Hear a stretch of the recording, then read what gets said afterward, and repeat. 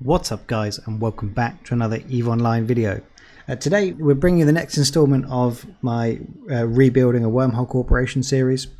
We're on to episode 4 now, and it's another hectic one. Got quite a lot to fill you in on. It's going to be quite a packed video, so we'll try and get through it. But we'll start with, it's been a hectic one, but I've also been really busy in real life for the last week. So I've almost not been able to get online at all for the week. What I have been able to do is just reset my planets, of course, because there's always time for that. But what little playtime I have had has been spent entirely on Discord, doing recruitment work, vetting potential recruits, chatting to them, making sure it's the right place, but also trying to make sure I'm still present on Discord for the rest of the group, so that it's not like the absence isn't felt. But in terms of actual game time, I got to play quite a bit last weekend, which was nice, and then nothing during the week, and here we are now, the following weekend. So what has happened and what can I fill you in on? So we started, I'm going to go vaguely chronologically, but it's not, we're going to jump around. We started with about the time of the release of the last video, trying to introduce a bit of industry into the group, see what we could do, because we were getting a few industrialists on board. So it was, let's see what we can roll out, and figured we'd start with a bit of resource harvesting. We've got to build a bunch of doctrine ships. We've got to get doctrines ready to go. I covered that a fair bit, I think, in the last video. But so we wanted to get some scorpions built initially, quite a few. So we figured, rather than just go and buy the scorpions and ship them in, or ship the minerals in, let's give the group a chance to harvest the minerals, so that we can get a bit of engagement that way, feel that people are contributing. They got paid for it through projects. But so I set up a bunch of corporation projects, one for each mineral type, so that we could, I might be able to show you actually, if we go into history, you can see all the scorpions through here. And I set them up for just a week's time, one for each mineral type, because I thought 7 days and then we can go to market and get the rest. And I really wasn't expecting big numbers.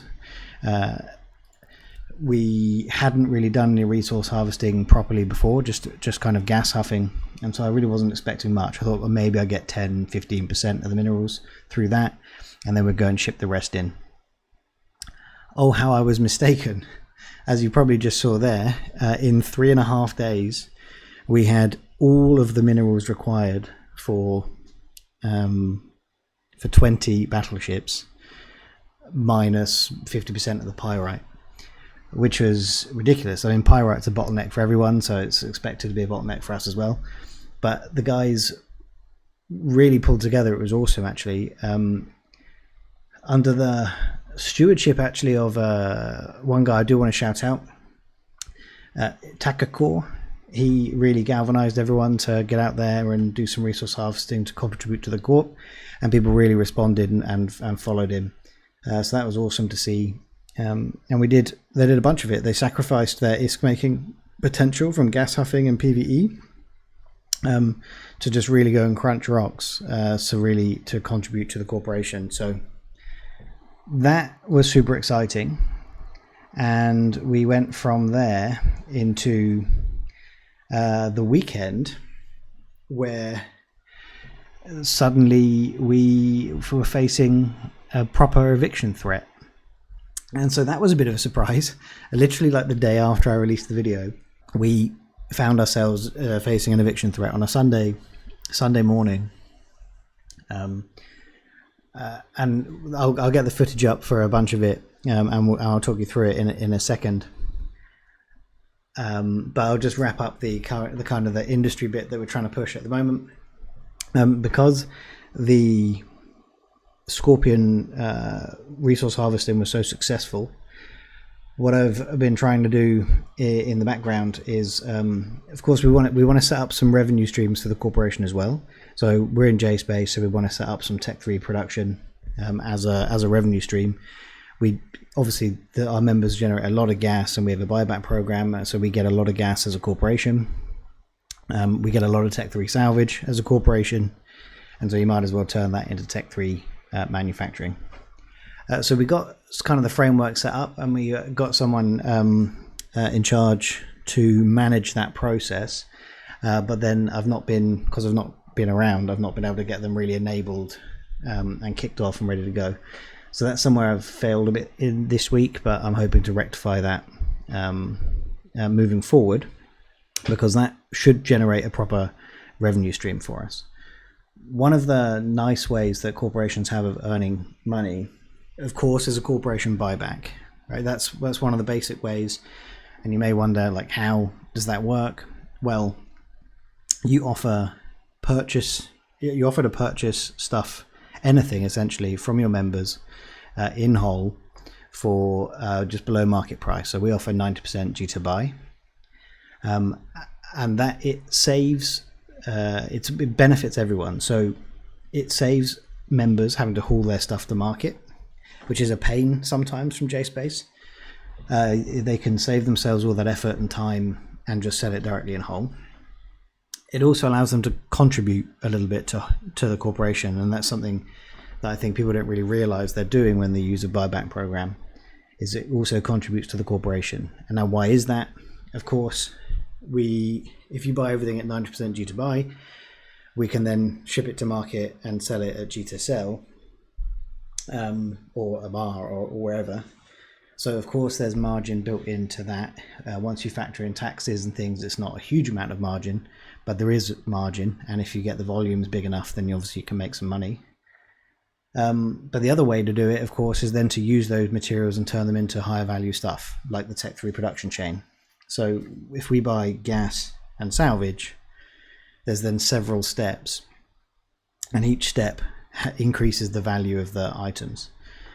So that funds the corporation even more so. That is a genuine revenue stream. And then also there's stupid little things in the middle that also just provide a little bit of extra income that don't really move the needle, but if it's there, then it does. And that's because each build step, it doesn't matter if you set station tax to 0%, you still generate revenue. I think we're at 1% or something. And so the manufacturing costs in that chain, some cash goes to the corporation and things. So, you know, it all makes a little bit of money, and that money explodes more and more so exponentially as you go up the build path. So we take those raw materials, we'll turn them eventually into Tech 3 ships, and then we'll sell those ships on the market for a much larger margin. That's the plan. And that was one of the things we've tried to set up.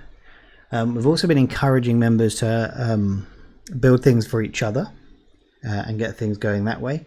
So the guy who's running our Tech 3 production chain is also trying to coordinate some like PI to do nanite repair paste and things. One of our members has put in a couple of ship orders with another guy, and so we coordinate all that on Discord.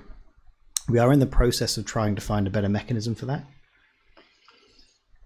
So we generated a ticket system for our recruiting on Discord, and there's absolutely no reason we can't generate a ticket system for kind of industry jobs and things. So someone could potentially, if they want to have a Tengu built, they could raise a ticket, say I'd like one Tengu built, and someone could claim that ticket and then go and build it for them. Is hopefully where we're going to go with that. But then as a corporation project, on the back of the success of the Scorpion resource harvesting, I want to test us at the next level. So today I've just been put out a ping for everyone that we're going to build a bunch of Cyclone Fleet issues. These are, people might think this is all OPSEC stuff. We live in a pulsar. There's a fairly fixed meta at the moment, so it's not really OPSEC to understand that we're going to have Scorpions in Hull. It's not really OPSEC to understand that we're going to have Cyclone Fleet issues in Hull. Anyone that knows anything about the game is going to come in and expect us to have those ships. So I'm not really sharing anything OPSEC here, even though people might accuse me of it. So I want to now do 10 cycling fleet issues, but not just the hulls this time. I want to test what we're capable of if we do the full doctrine manufacturing chain. Now, I've been doing this by myself on some low-end doctrines we've got. All the modules, rigs, ammo, everything. I've been doing it primarily by myself, but I've been supplied with the blueprints. Everything else I've been building, but it's a very long, slow process if you do it solo, kind of on one tune. There's a very limited number of slots. The reactions take a long time. The build jobs can take a while, and so it takes a long time to get through it. For what I would like to do for this is get everyone on board that's willing to, and for each individual to take ownership of like a certain module or a certain component. So I'm going to build the hulls because it kind of makes sense to hold on to the hulls. But the missile launchers, for example, I'd like someone to take ownership of. The command links, I'd like someone to take ownership of. The low slots, I'd like someone to take ownership of. And we'll see how we can go in that. That's all happening on Discord. I'm trying to organize it that way. At the moment, I don't have a very clean way of doing it, but this is our first run, and we'll see what kind of uptake we get. So that is largely what I've been up to this week, not including what I just teased earlier, which was an eviction process last weekend. That was interesting. So you'll be pleased to hear we weren't evicted already, but we did face a real genuine eviction threat just 4 weeks into our rebuild. So it was a serious test for us to understand what we're currently capable of. Now, I'll talk you through it actually, because it was really interesting. Before we dive into that, I do just want to mention actually on the recruitment front, because this is quite important, I think. We have had to start slowing down on the recruitment and not just accepting everyone that's willing anymore, really. We're having to, our ratio of experienced pilots to new players is a little bit unmanageable at the moment. It's like, unmanageable is the wrong word. It's a little bit, it's a lot for our experienced players. They're having to do a lot of management, a lot of training, and it's kind of constant because we're always having new people join, and a lot of them are new players. So it's kind of a constant process of training and managing them, which is great, but we need more experienced players to do that. And we actually want a particular focus on PvP, experienced PvPers these days. And they don't have to be J-Space experience, they can come from anywhere, but experienced PvP players is what we want to focus on. And I'm going to come back to this in a minute, because what we're going to talk through in a moment should hopefully make J-Space attractive for you if you're an experienced nullsec PvPer or something. But anyway, so the eviction. We woke up on Sunday morning to a couple of our guys were online, just out and about, having a little look around, and saw a force field on D-scan in our wormhole. And I'm aware they kind of thought to themselves, "Oh, cool, we've online a pos. I wonder why they didn't announce it." And then they saw, I believe, a hauler on D-scan without our corporation tags, and so that was oh, hang on, there's a hauler here, let's go get it. But then also there's a force field and a hauler in our system. What's going on? So they walked over to the force field and saw a hostile pos online in our system, and the bunch of T1 haulers coming in and out, and they were onlining a lot of E-War modules and things around the pos. So that was an issue. So they reacted really quickly, and the guys that were online, bear in mind this is Sunday morning our time, so it's a very low period. Even now that we've got good numbers, it's a low period for us. They immediately reacted. They put out a ping. One of our veterans responded immediately as well, and they jumped online and managed to gain hull control immediately. They jumped in rollers, went to the hull and started rage rolling, and it was early enough that the aggressive fleet hadn't managed to bring in enough combat ships to kind of deal with that process. So they spent the next while just rage rolling. Every time there was a new SIG pop up, they'd let the enemy kind of scan it down, and then they'd fly off and roll it. They did actually successfully manage to roll out one of the scouts, which is very good work. Makes it harder for them to get people in and out, of course. And then we managed to form up relatively quickly, again, considering it was a Sunday morning. We managed to form up a good number of pilots. We had, I think it was 29 bodies on comms who formed up, and we made a plan. We got together some of our basic doctrine ships that would one of our members had just produced and put on contract and had supplied just a couple of days before, so we were all able to jump into a set doctrine and go and take on the tower. So then we were from there it was relatively successful. We had a little bit of engagement with a couple of their ships, but not much. We went around and took out each of their E-War modules first before anything else, and then several of us went and reshipped into Marauders to go and then bash the force field once we'd taken down the E-War modules. All the while, of course, maintaining hull control.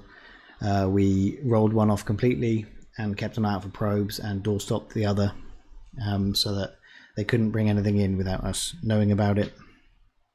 And eventually we managed to reinforce the POS. It had a 2-hour reinforce period, and then the guys jumped back on. I had to leave, unfortunately, at that point.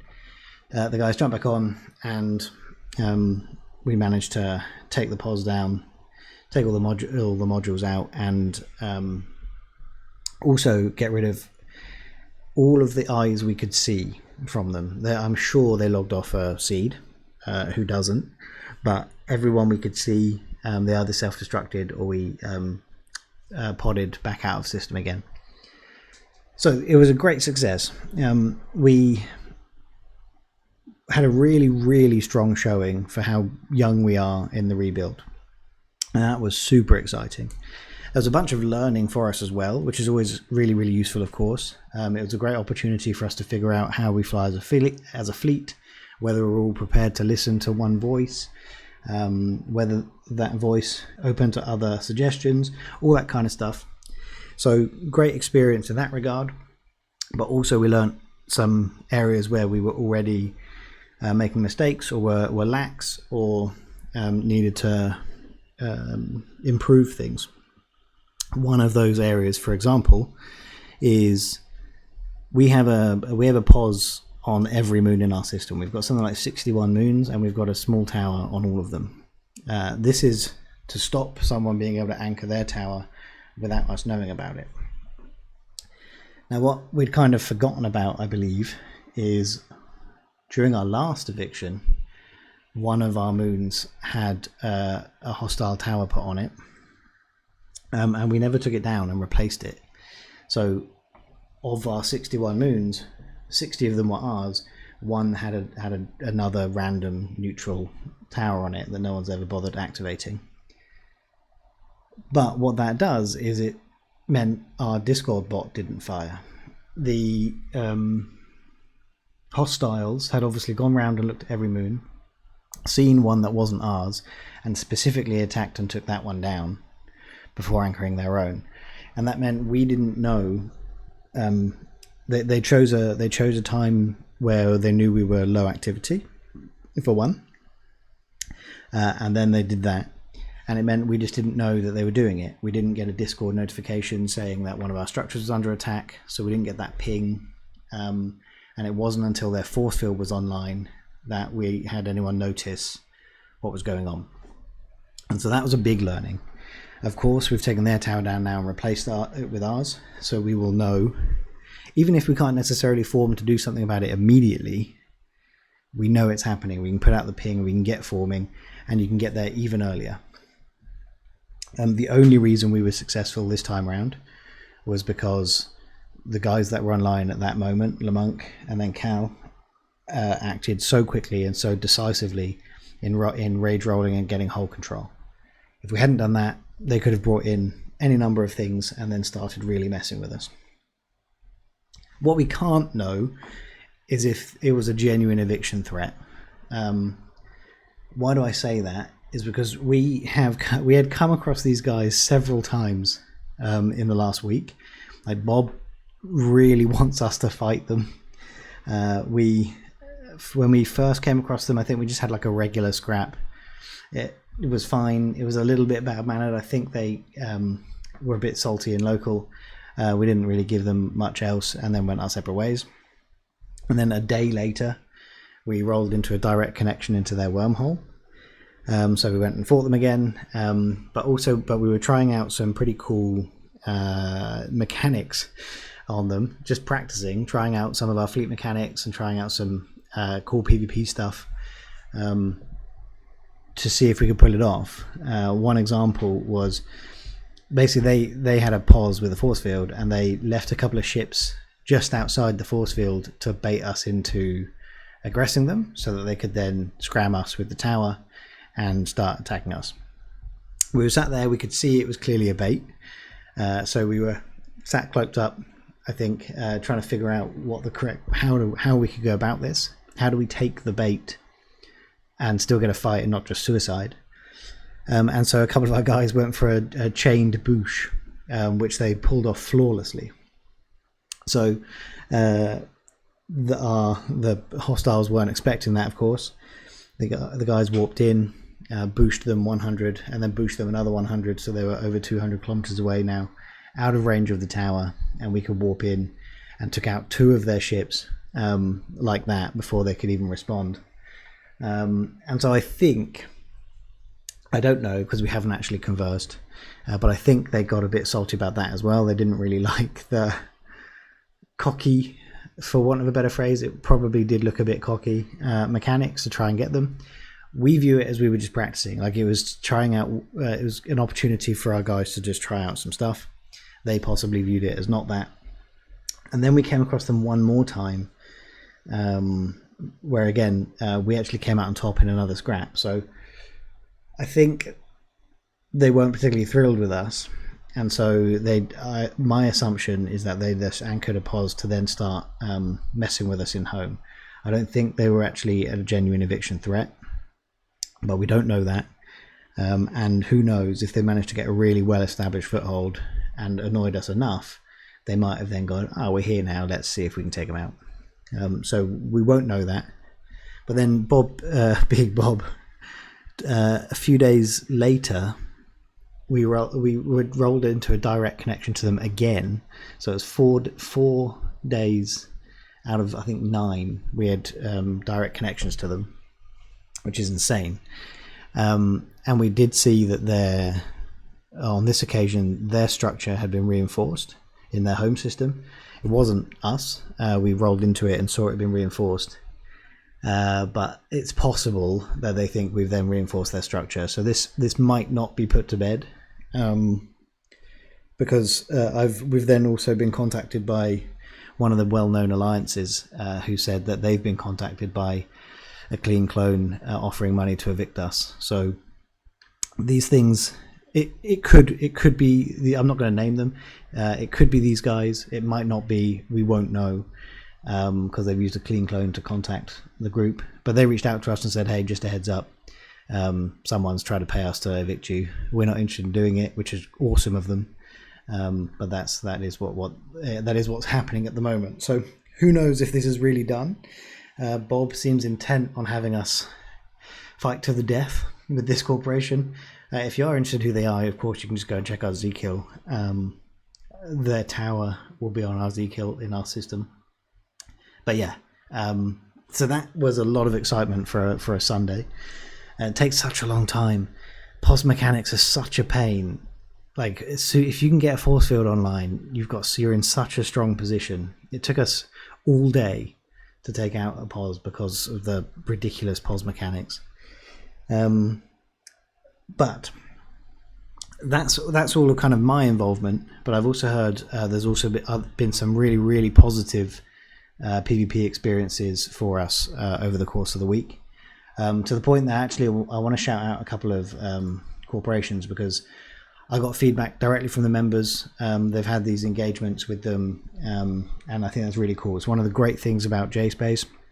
But again, if you're a nullsec PvPer looking for a different challenge, in JSpace we get real, genuine small gang PvP all the time. That's what we get. Things don't escalate into these massive null block fleets with hot drops and things. If you are a good PvPer, you can individually win the fight for your corporation. If you fly well and you outplay the opponents, you turn the tide of a fight by yourself. And it's different to kind of faction warfare. It's not all about meta fits. There's all sorts going on, as I mentioned, with like the double booshing, bubbles, cloaking, ECM. It's just all over there. Mass control around wormholes, all of that stuff. So if you are into PvP and you're getting a little bit tired of null blocks, please hit us up, because this could be for you.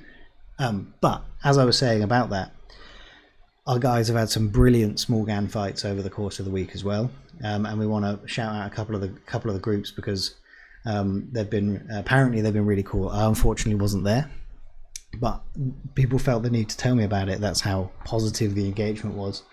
So there was one scrap with Chroma Corp, who I think when we went toe to toe with, and it sounded like a pretty even go. Everyone was super chill.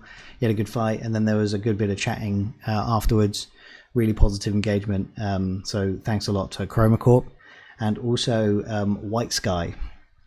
It sounds like we got absolutely rolled by them, but it was kind of an organized fight. I think there was a bit of chatter beforehand. We agreed to kind of catch me outside. We agreed to square up and have a good scrap with them, and they just rolled over us, but were really good sports about it. Obviously no podding and things, because it was a kind of agreed upon. So Chroma Corp and White Sky, there are countless wormhole corporations like them that just make this whole place really positive experience. So that's what I mean. If you want to join us, if you want to try something else, and you're a PvP oriented player, come join us, come try it out. Let's see if it's for you, because you will make a difference in a fight. You're not just going to fly around and press F1 anymore. I think that's where I'm going to wrap up, to be honest. As I said, I've not had much playtime. This week I'm hoping to get quite a bit more again. I'm going to personally focus on industry. The corporation is going to focus on PvP, and we also need to figure out how we're getting on with our main goals. Recruitment has obviously gone excellently. So the goal I mentioned way back in maybe episode 1, I can't even remember, but we talked about goals. Headcount was one of them. Headcount is no longer a problem. We are there, but it wasn't just about headcount. We needed the ability to defend ourselves, and that is also an ability to PvP. So it's currently going really, very well, but we rely on a number of people being online for it to go well. What I want to get to the point, of course, what we all want to get to the point of, is that it doesn't matter what time of day it is, doesn't matter who's online, we will be able to offer up a strong fight, and of course offer an effective defense while everyone else comes online. And that's kind of the strategy, of course. So we need to have a chat about whether we're there yet, or whether we need a few more hardcore PvPers to get us there, and then we'll have a think about whether we're in the right position to step forward with our goals. So I'm going to wrap up there, guys. Looking forward to chatting to you all next week. Thanks very much for watching. Thanks so much for engaging with the content. It's really cool for me to see 3 episodes in that we're still hitting good numbers. If you do still find it interesting, please give it a thumbs up. That's how I know it's interesting for you all. That and the watch time. Obviously YouTube gives me average watch duration, and if that's tiny then the video really isn't of interest, I guess. So Please consider liking the video if you enjoy it. That way I know I have to carry on with the series. And yeah, I will see you all in the next one. Cheers.